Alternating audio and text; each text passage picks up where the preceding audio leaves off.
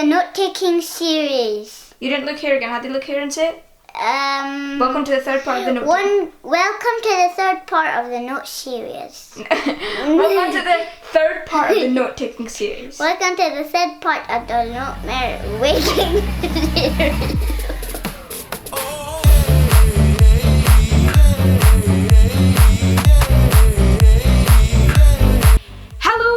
Welcome to the third and final part of the note-taking series, in which I, a medical student, show you guys how you can take amazing notes on your Tab S7 Plus on Samsung Notes. So if you have made it this far, thank you so much, but if you haven't watched the first part and the second part, please do go and watch them first. I show you guys my setup. I also show you guys how you can go from lecture PowerPoints into nice organized notes. And this part, you may be wondering, is all about how you can take the notes that you've made and turn them into lovely summary sheets, which come really handy for revision.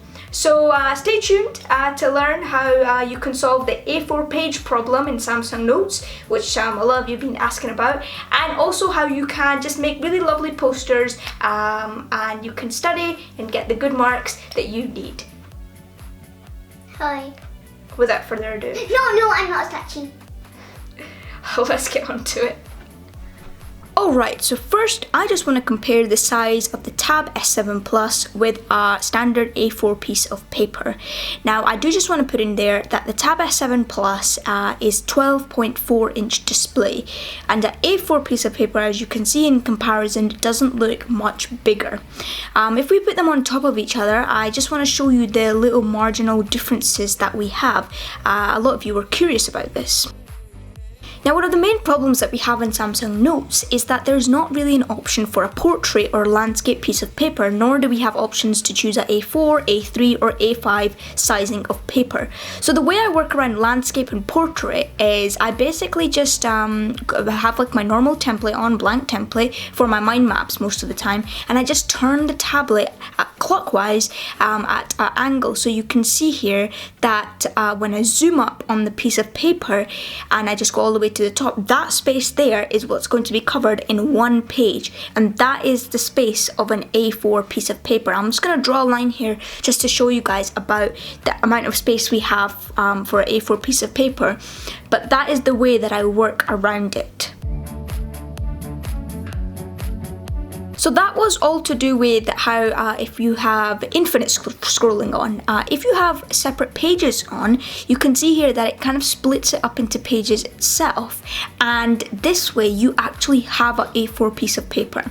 Now in terms of A3 and A5, I've not really found a way around this, to be honest, unless you can save your note as a file and then maybe zoom up on it on a different platform. I'm not sure exactly how that would work, but most of my work is on the Tab. I don't need to print anything, so I just save my things as PDFs, and as a PDF you will see that it does save as an A4 piece of paper. So for printing purposes, it will print on a single piece of paper. I mean, it is quite annoying that Samsung Notes hasn't got an option for you to choose page sizes, and I really do urge them to come up with an update that will allow us to do that. But in terms of saving it as a PDF, you can see into my downloads here that when we've saved it as a PDF and we open it in a PDF reader, they do come out as individual pages, whereas with the infinite scrolling you kind of have to work your way around that. Now the other thing I just want to talk very briefly about is how you can trace over pictures, and that gives your notes that extra bit of depth and uniqueness. So over here you can see I'm just going to import a diagram into my notes. And this diagram I didn't really like because I couldn't really get rid of the labels and I wanted to label it myself. So I ended up actually tracing over the picture, and as you'll see it works out really nicely. And once I've traced over it, the picture behind that you have imported in can be deleted. And obviously this is a great tool, especially for any artists out there as well. Samsung Notes has this really great feature, and you can see how much better that diagram looks with my notations in it. And yeah. Another thing that I also just want to talk about is the most important thing about note-taking, I feel. So I'm quite a visual learner, if you haven't already noticed. So I like to picture things in my mind, and flowcharts are an amazing way to do that. So in my lecture notes, all of this was not in a flowchart. I've made a flowchart myself in my notes so I can see exactly what's going on, what goes to what, what's controlling this, what's controlling that. And it just helps me to picture things a lot better and makes concepts much clearer in my mind. So I really recommend that you guys do make flowcharts in your notes, and also color code them as well, because that really helps.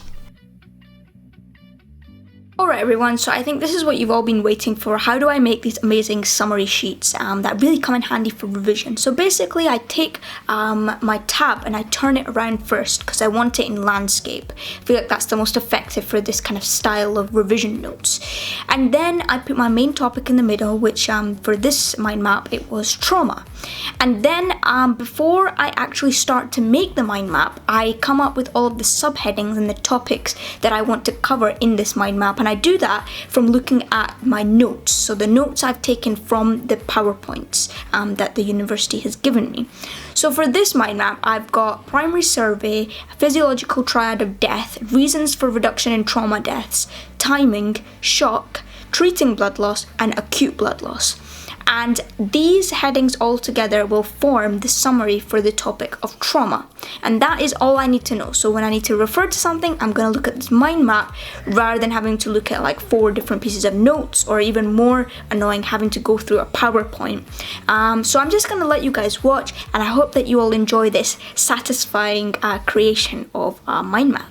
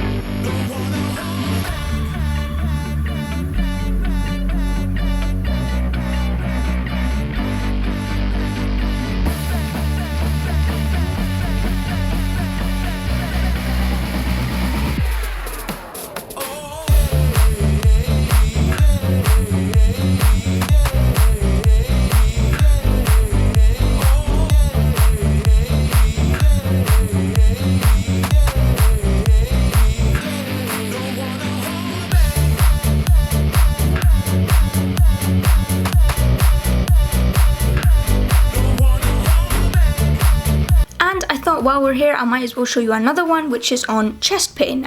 So I'm quite passionate about chest pain. I'm really interested in cardiology. So this is one of my favorite mind maps, and I thought I'd just put it in. Same concept though. You will see that I've got my main topic in the middle, and then I've got the topics surrounding the topic around the sides.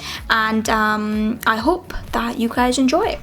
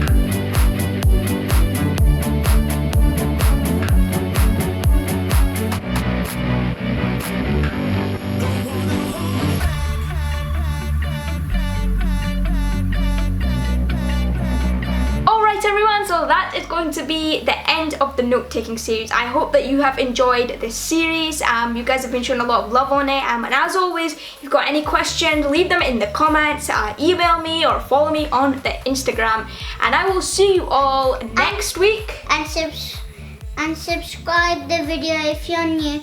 And I'll see you all next time. Okay, Hadi, have you subscribed? Yes, I have subscribed. Okay, well then, can we do... But I don't have a phone. That's the thing. They can't subscribe. Bye.